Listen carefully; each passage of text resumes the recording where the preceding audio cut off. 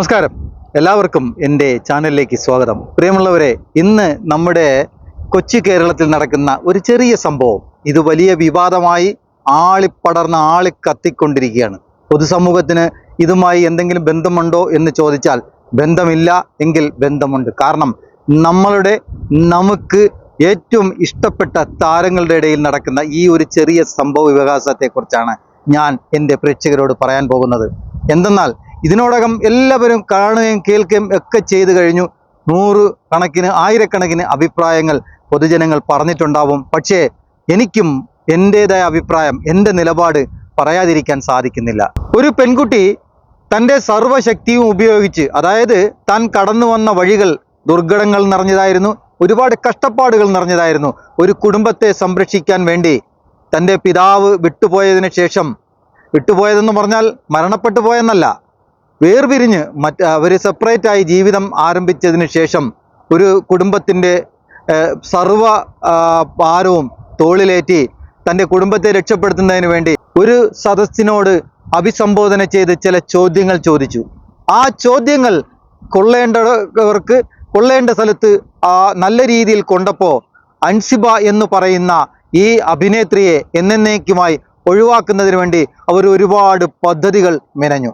ആ പദ്ധതികളുടെ ഗൂഢാലോചനയുടെ ഫലമായിട്ടാണ് നമ്മുടെ ലക്ഷ്മിപ്രിയ ഈ അൻസിബയ്ക്കെതിരെ അനാവശ്യങ്ങൾ പറഞ്ഞു പരത്തി അവരെ മോശപ്പെട്ട രീതിയിൽ ചിത്രീകരിച്ച് ഈ സമൂഹത്തിൽ നിന്ന് തന്നെ അവരെ ഒറ്റപ്പെടുത്തുന്നതിന് വേണ്ടി പല ശക്തികൾ ചേർന്ന് ഗൂഢാലോചന നടത്തുകയായിരുന്നു. അതിന് കൂട്ടുചേർന്ന് ടിനി ടോം എന്ന് പറയുന്ന ഒരു വ്യക്തി, അദ്ദേഹം എത്ര സിനിമയിൽ അഭിനയിച്ചിട്ടുണ്ടെന്നുള്ളതല്ല, ഒരുപാട് മിമിക്രികൾ ചെയ്തിരുന്നു. ഈ മനസ്സിൽ വിഷം കൊണ്ട് നടക്കുന്ന ഈ വൃത്തികെട്ടവനാണല്ലോ നമ്മളെ ചിരിപ്പിച്ചതും നമ്മളെ ചിന്തിപ്പിച്ചതും എന്ന് ആലോചിക്കുമ്പോൾ വിഷമം തോന്നുന്നു. ഒരു കലാകാരന് ഒരിക്കലും ജാതിയും മതവും പറഞ്ഞ് ആരെയും വേർതിരിക്കാൻ പാടില്ല. കാരണം കലയ്ക്ക് ജാതിയോ മതമോ വർണ്ണമോ വർഗമോ ഇല്ല. ആർക്കും അഭിനയിക്കാം, ആർക്കും എന്തും ചെയ്യാം, ആർക്കും ഈ സദസ്സിനോട് എന്തും സംസാരിക്കാം. അതാണ് അഭിനയം. അഭിനയം എന്ന് പറഞ്ഞാൽ തൻ്റെ സ്വതസൃഷ്ടികളാൽ പുറത്തു വരുന്ന കലയാണ്.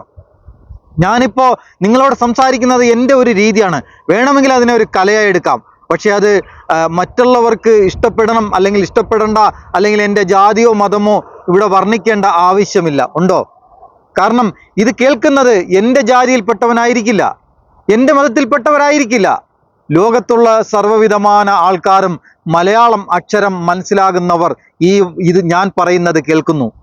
എല്ലാവരുമില്ല, എന്നെ ഇഷ്ടപ്പെടുന്നവർ. അപ്പോൾ അതുപോലെ അഭിനയം കാഴ്ചവെക്കുമ്പോൾ അവനവനെ ഇഷ്ടപ്പെടുന്നവർ അവർ പോയി സിനിമ കാണുന്നു, അല്ലെങ്കിൽ സീരിയൽ കാണുന്നു, അല്ലെങ്കിൽ നാടകം കാണുന്നു, അല്ലെങ്കിൽ മിമിക്രി കാണുന്നു.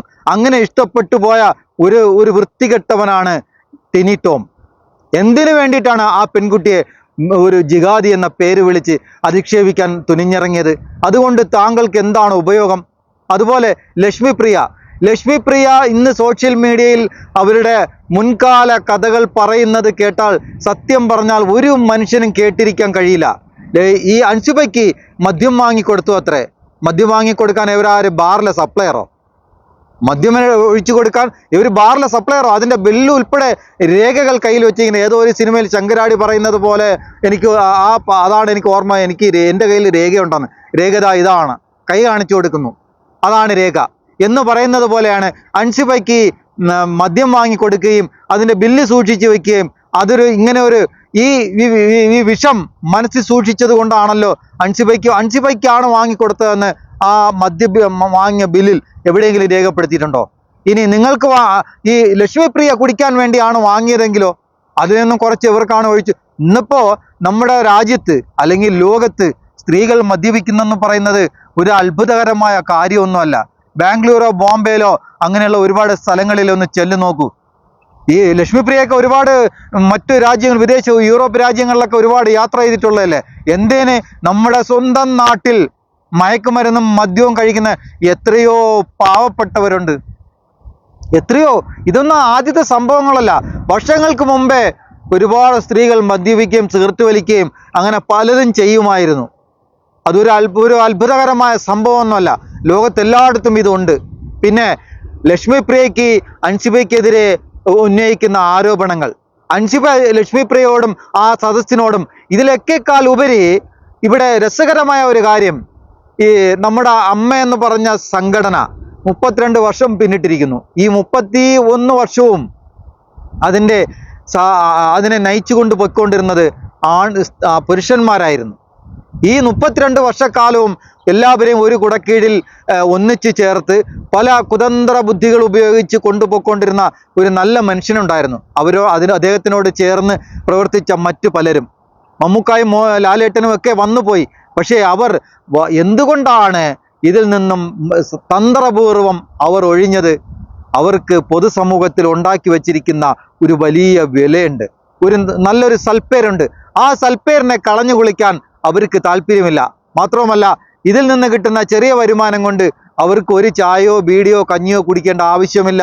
ദൈവം സഹായിച്ച് അവർക്കിന്ന് ഒരുപാട് സമ്പത്തുണ്ട്, അതുമാത്രം മതി. പക്ഷേ ഇതിനെ പ്രതീക്ഷിച്ച് ജീവിക്കുന്ന ഒരുപാട് പാവപ്പെട്ട കലാകാരന്മാരുണ്ട്, കലാകാരികളുണ്ട്. അവർക്കൊരു കൈത്താങ്ങായി ഈ സംഘടന നിലനിൽക്കണമെന്ന് പലരും ആഗ്രഹിക്കുന്നതിൽ തെറ്റില്ല. പക്ഷേ ഈ അടുത്ത സമയത്ത് നമ്മുടെ ശ്വേതാ മേനോൻ ഒരുപാട് നല്ല കഥാപാത്രങ്ങൾ ചെയ്തിട്ടുണ്ട്. മമ്മൂക്കായുടെ കൂടെ നല്ലൊരു അടിപൊളി ചിത്രം ആദ്യം കാഴ്ചവെച്ച് രംഗപ്രവേശനം ചെയ്തു. അതോടുകൂടി മലയാളികളുടെ ഹൃദയങ്ങളിൽ അവർ ചേക്കേറി. അതുകൊണ്ട് ഇങ്ങോട്ട് അവർ ഒരുപാട് നല്ല കഥാപാത്രങ്ങൾ ചെയ്തിട്ടുണ്ട്, നല്ല ചിത്രങ്ങൾ ചെയ്തിട്ടുണ്ട്, എല്ലാവർക്കും ഇഷ്ടമാണ്, ഒരുപാട് വേദികളിൽ പ്രത്യക്ഷപ്പെട്ടിട്ടുണ്ട്. എല്ലാ രീതിയിലും ശ്വേതാ മേനോൻ എല്ലാവർക്കും ഇഷ്ടപ്പെട്ടവർ തന്നെയാണ്. പക്ഷേ ഇലക്ഷൻ കഴിഞ്ഞപ്പോൾ അവർ പറഞ്ഞ ചില വാക്കുകളുണ്ട്.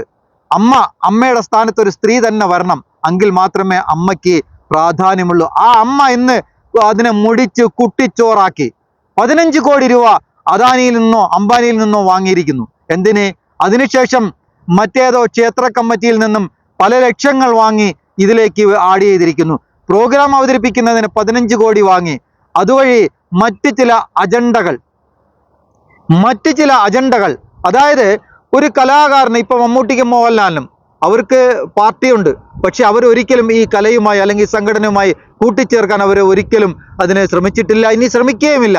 കാരണം ലാലേട്ടൻ വന്ന് വലിയ സങ്കടത്തോടു കൂടി പറയുന്നത് കേൾക്കുകയുണ്ടായി.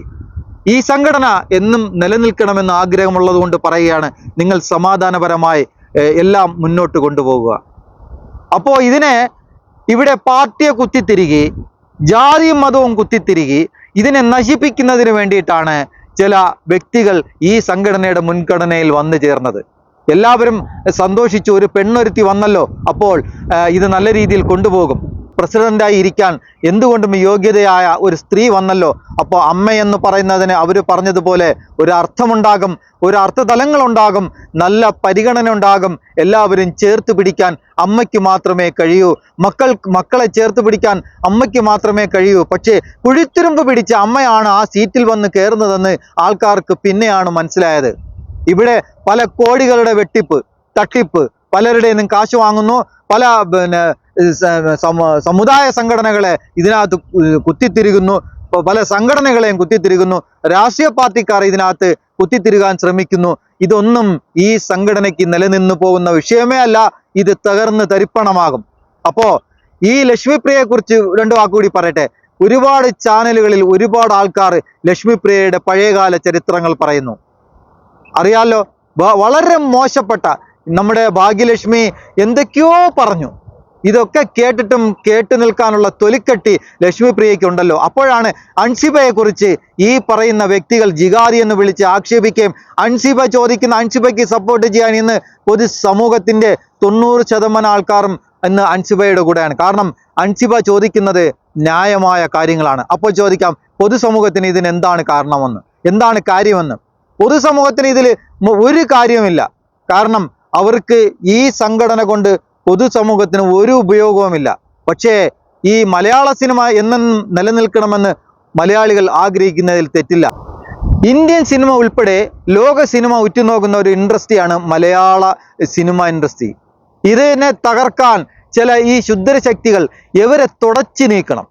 കാരണം ഇവിടെ ഒരു കലാകാരന് ഒരിക്കലും ജാതിയോ മതമോ വർണ്ണമോ വർഗമോ പാടില്ല, രാഷ്ട്രീയമോ പാടില്ല, വ്യക്തിപരമായി എല്ലാം ഉണ്ടാവും. അത് വ്യക്തി സ്വാതന്ത്ര്യങ്ങൾക്ക് മാത്രം. പക്ഷേ ഒരു സംഘടനയെ നിയന്ത്രിക്കുന്നത് ഒരിക്കലും, പ്രത്യേകിച്ച് കലയിൽ, ആ കല എന്ന സംഘടനയെ നിയന്ത്രിച്ച് കൊണ്ടുപോകുന്നത് ഒരു പാർട്ടിയുടെ കീഴിലാവരുത്, ഒരു കളറിൻ്റെ കീഴിലാവരുത്, ഒരു ജാതിയുടെയും മതത്തിൻ്റെയും കീഴിലാവരുത്, ഒരു രാഷ്ട്രീയ പാർട്ടിക്കാരനെയും അതിൽ ഉൾക്കൊള്ളിക്കാൻ പാടില്ല. അങ്ങനെയെങ്കിൽ അത് തകർന്നു പോവും, അത് യാതൊരു സംശയവുമില്ല. പക്ഷേ നിർഭാഗ്യവശാൽ നമ്മുടെ മലയാള സിനിമയിൽ ഇപ്പോൾ ഒരുപാട് ഈ ജാതിയും മതവും ഒന്നാമത്തെ കേസ്, ഈ ഫിലിം ഇൻഡസ്ട്രിയിലുള്ള ടീമുകളെല്ലാം അന്ധവിശ്വാസികളാണ്. അതിൽ തർക്കമില്ല. അന്ധവിശ്വാസികളാണെന്ന കാര്യത്തിൽ തർക്കമേ ഇല്ല. ഒരുപാട് അന്ധവിശ്വാസം നിലനിൽക്കുന്ന ഒരു മേഖലയാണ് സിനിമാ മേഖല, പ്രത്യേകിച്ചും കല എന്ന് പറഞ്ഞ മേഖല. ഭയങ്കര അന്ധവിശ്വാസമാണ്. പക്ഷേ ഇതിനിടയിൽ മറ്റ് സംഘടനകളെന്ന് പറഞ്ഞാൽ രാഷ്ട്രീയ പാർട്ടിക്കാരെ, കാവ്യ ആവട്ടെ, BJP ആവട്ടെ, ശിവസേന ആവട്ടെ, RSS ആവട്ടെ, കോൺഗ്രസ് ആവട്ടെ, കമ്മ്യൂണിസ്റ്റ് ആവട്ടെ, ലീഗ് ആവട്ടെ, മറ്റ് ഏത് പാർട്ടി ആവട്ടെ, തിരികെ കയറ്റാൻ ചില വ്യക്തികൾ ശ്രമിക്കുന്നു. അത് ഒരിക്കലും പാടില്ല. അങ്ങനെ വന്നാൽ അതിനെ കലയെന്ന് വിളിക്കാൻ പറ്റില്ല. അതിനെ കലയെ കൊലയാക്കുകയാണെന്ന് പറയാനേ പറ്റൂ.